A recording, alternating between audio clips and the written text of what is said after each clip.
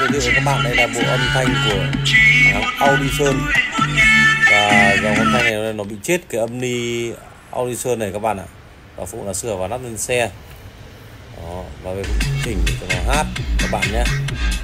Thì các bạn có nhu cầu mà trang bị hệ thống âm thanh, bộ âm thanh này trên xe hoặc sửa chữa thì anh em có thể qua Phụng Auto để sửa chữa.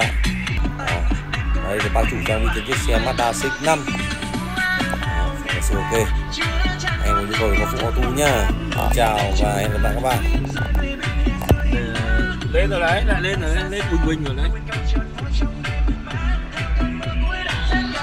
Mình thích cái loại châu Âu hơn mấy cái thằng